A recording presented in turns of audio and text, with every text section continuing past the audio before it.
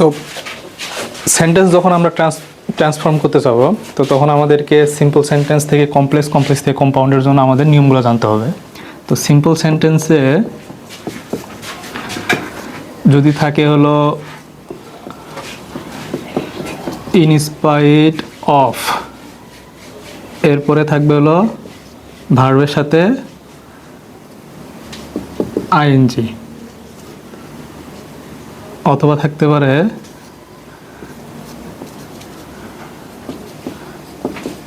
Despite, in spite of অথবা despite of plus verb one plus ING. এটা হলো আমাদের সিম্পল সেন্টেন্সের স্ট্রাকচার। তো এখান থেকে আমরা যখন সিম্পল থেকে যখন আমরা কমপ্লেক্স করব, কমপ্লেক্স করার জন্য আমাদের নিতে হবে হলো দো অথবা অলদো, আর এটার কম্পাউন্ড হবে বাট। তো এটা হলো আমাদের মেইন স্ট্রাকচার, যে ইনস্পাইট অফ প্লাস ভার্বের ওয়ান আইএনজি, আর এখানে হলো আমাদের দো অথবা অলদো, দো অথবা অলদো, আর কম্পাউন্ডে হবে হলো আমাদের বাট। কম্পাউন্ডে কি হবে? বাট হবে। তো এখন আমরা যদি এক্সাম্পল আমরা দেখি যে ইনস্পাইট অফ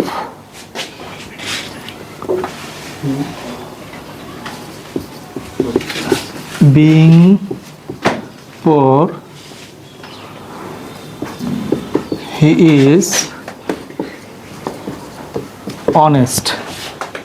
এখানে আমাদের আসলে in spite of being poor he is honest. তো এটা আমার অর্থ কি দাঁড়াচ্ছে?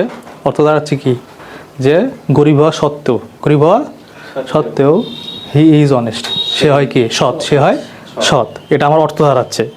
এখন এটা যখন আসে তখন আমাকে সেন্টেন্স, আমি যখন বুঝলাম এটা আমার সিম্পল সেন্টেন্স। কি সেন্টেন্স?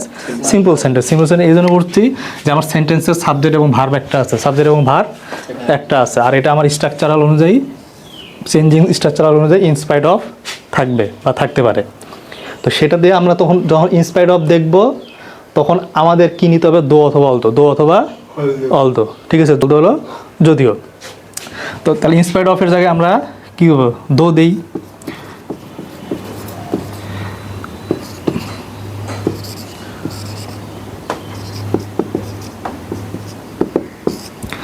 তাহলে দো, এখন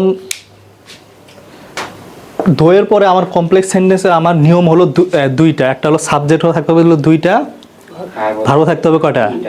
দুইটা। এটা হলো আমার কমপ্লেক্স সেন্টেন্সের নিয়ম। তো সেই নিয়ম অনুযায়ী আমি এখন দোয়ের পরে এখন আমাকে এখানে একটা সাবজেক্ট নিতে হবে। কি নিতে হবে? সাবজেক্ট। তাহলে সাবজেক্ট আমি কোনটা নিব? এই সেন্টেন্সের ভিতর সাবজেক্ট আমার আছে হলো হি দিয়া। কি দিয়ে আছে? হি আছে। তাহলে সেই সাবজেক্টটা আমি এখানে ব্যবহার করতে পারি, সাবজেক্ট ব্যবহার করতে পারি, এটা ইজিলি। ঠিক আছে, তাহলে দো হি। এখন কথা হলো যে এখন আমার ভার্ব লাগবে। কি লাগবে? ভার্ব লাগবে। তো তাহলে দো হি ইজ পুর, হি ইজ পুর, তারপরে যা আছে তাই অনেস্ট। তাহলে কি, যদিও সে কি হয়? গরিব, নাকি সে আবার কি হয়? সৎ। যদিও সে গরিব, সে সৎ। ঠিক আছে, এটা হলো আমার গেল হলো কমপ্লেক্স সেন্টেন্সে। এখন এখানে কথা হলো যে এই যে বিইং এর জায়গায় অন্য যে কোনো একটা ভার্ব, যেগুলো অ্যাকশন ভার্ব, সেই অ্যাকশন ভার্বগুলো কিন্তু থাকতে পারে কি না? তো অ্যাকশন ভার্বের থাকলে আইএনজি উঠাই দিয়ে সেই মূল যে ভার্বের ফর্মটা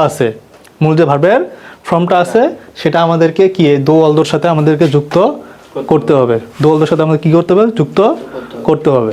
ঠিক আছে, এটা গেল। এখন হলো আমাদের কম্পাউন্ড করতে হবে। তো কম্পাউন্ডের জন্য আমরা কি ইউজ করব? বাট ইউজ করব। কি ইউজ করব? বাট ইউজ করব।